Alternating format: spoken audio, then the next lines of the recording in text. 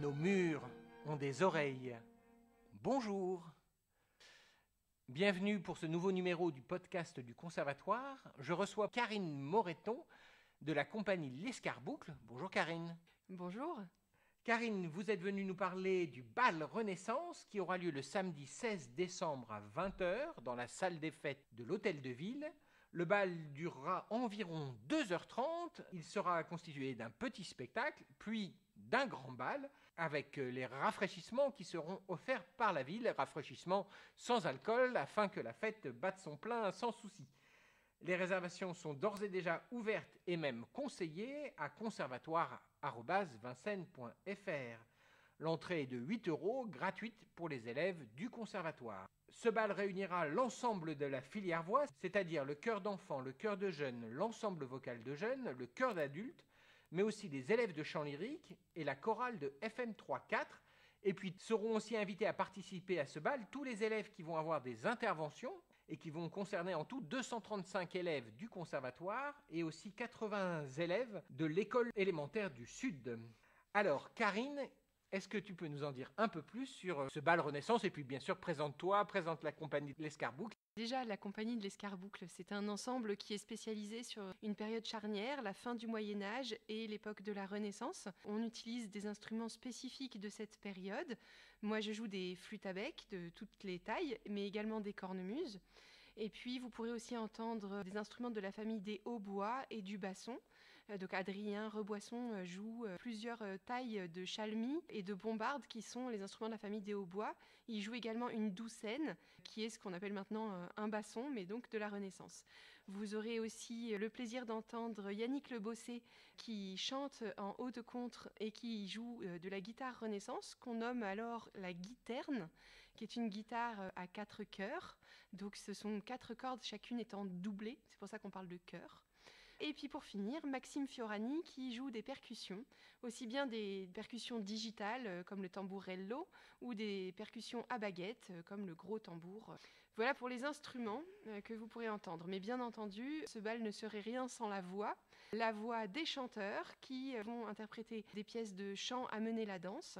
Et donc nous avons souhaité, avec Julie Auro qui a initié ce projet avec moi, organiser le moment en 2 parties. Une première partie concertante où vous entendrez des pièces vocales qui sont ou non destinées à la danse, mais qui peuvent toutes être dansées et en tout cas qui illustrent vraiment parfaitement le répertoire de la Renaissance française, qui sont des chansons avec des jeux de mots, des histoires naïves ou drôles, voire coquines. Et puis, ce moment de chant en concert sera suivi ensuite d'un grand bal où le public sera invité à danser et les chanteurs de la filière voix également rentreront en danse à ce moment-là. Alors, Karine, vous nous avez apporté quelques extraits. Je vous propose une petite pause.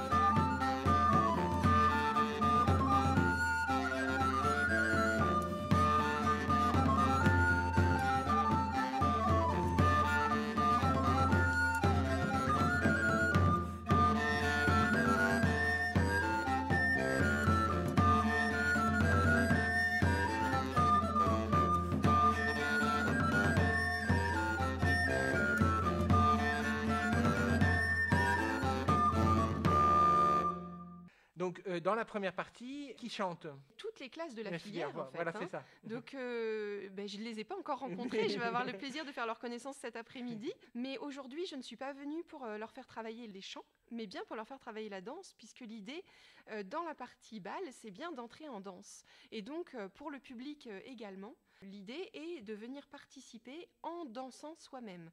Donc, le premier conseil que je peux donner, c'est de bien choisir ses chaussures et d'opter pour des chaussures confortables, des baskets ou des chaussures, en tout cas, qui laissent la cheville libre et surtout, on évite les talons. Mais alors, nul besoin d'être un danseur aguerri. Ah mais absolument pas. Moi, je suis musicienne, mais je suis également maître à danser, c'est-à-dire que je vais expliquer chaque danse. Et c'est vraiment notre spécialité avec l'escarboucle, de montrer chaque pas de danse et ensuite de vous faire entrer dans la danse petit à petit. Et dès que vous serez un peu plus habitué à la chorégraphie, après vous verrez, on se laisse emmener et c'est très très drôle. Donc on démarre avec des danses plus simples, bien entendu. Ce sont des danses collectives. Donc on est en équipe, on forme un grand cercle et puis on va avoir un pas de danse de base qui va être 2 pas à gauche, 2 pas à droite ou parfois 2 pas à gauche, 1 pas à droite.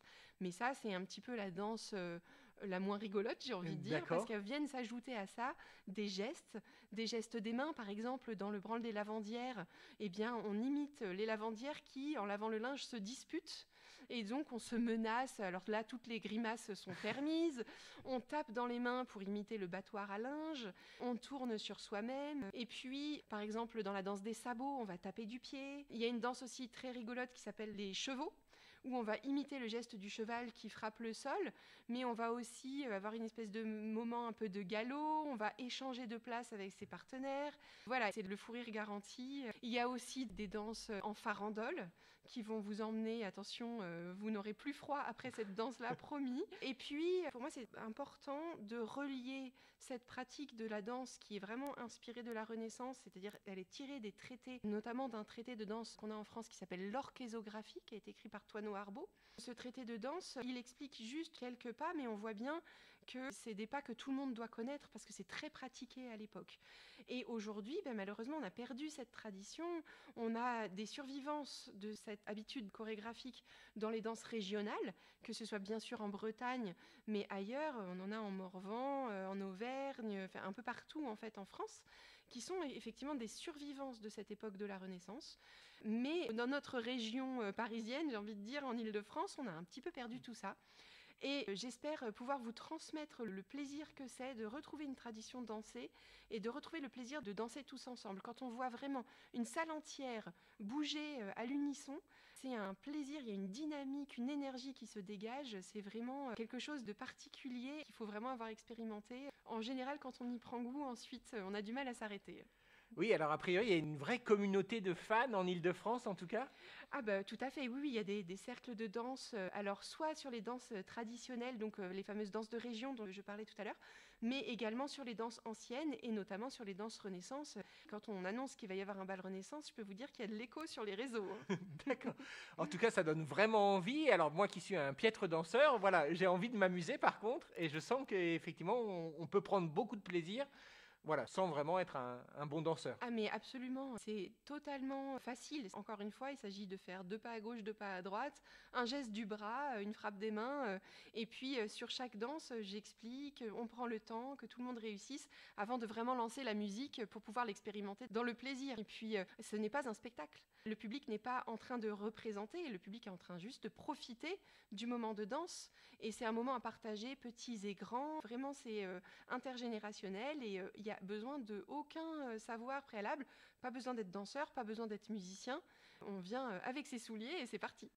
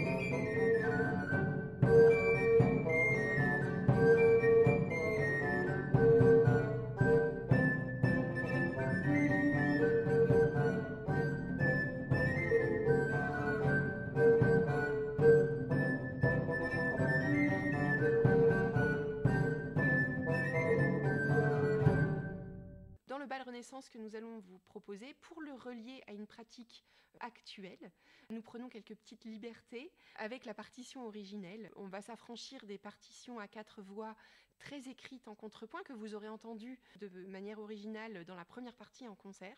Mais dans le bal, on va certainement modifier un petit peu les rythmes pour les rendre un petit peu plus actuels, pour que ça swingue à nos oreilles de musiciens et puis d'amateurs du XXIe siècle. Et puis également, nous prendrons la liberté d'aborder des répertoires des régions. Donc, je ne vous en dis pas trop pour ne pas déflorer le programme du bal, mais vous aurez une polka et une polka chorégraphiée à plusieurs, où on change de place à chaque danse, donc on change de cavalier. Également un cercle circassien, voilà, des danses qui viennent des régions, voire même d'autres pays. Le cercle circassien étant plutôt une danse qui se fait sur des musiques celtes. Donc vous aurez un peu des musiques aussi tirées du répertoire irlandais. Voilà, des petites incursions comme ça dans les danses traditionnelles qui nous permettent de rallier une pratique toujours vivante, ces répertoires Renaissance qui en sont encore une fois à l'origine. Donc en première partie, il y a ce concert. Est-ce que tu peux nous en dire un peu plus sur le travail de chant que tu vas faire avec la filière voix et les autres classes? C'est un vrai travail sur l'interprétation. L'idée étant d'interpréter des musiques à danser. Donc un gros travail au niveau de la pulsation, du rapport au rythme, mais aussi au niveau du dynamisme du phrasé. Comment organiser ma phrase musicale ou respirer. Si je respire en ralentissant à chaque fois à la fin des phrases, par exemple, mon danseur, à la fin des phrases, il va perdre son énergie. Donc je ne peux pas faire des choses comme ça. Donc comment se réorganiser par rapport à ça? Sur les musiques de la Renaissance aussi, il y a un gros travail au niveau du texte à faire, de la prononciation, de la dynamique de ce texte.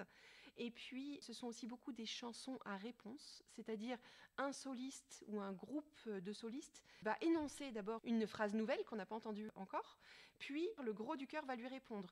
Et donc, on a une sorte de passation de relais, et c'est pareil, il ne faut pas perdre le tempo, pas perdre la justesse. Et donc, ça, c'est un vrai travail de mise en place à faire. Et enfin, le dernier aspect, c'est essayer de s'approcher le plus possible des tempéraments d'accords utilisés au moment de la Renaissance. Donc on va essayer de tendre vers une pratique du mésotonique, c'est-à-dire qu'à la Renaissance, on n'a pas le système d'accords avec tous les demi-tons égaux, comme nous connaissons tous sur le piano, mais on a un système qui privilégie les quintes pures, avec des tierces mineures grandes, des tierces majeures petites. Donc on va essayer de s'entraîner à ça avec les voix. Et donc ça, c'est un univers sonore certainement inouï pour la plupart des musiciens.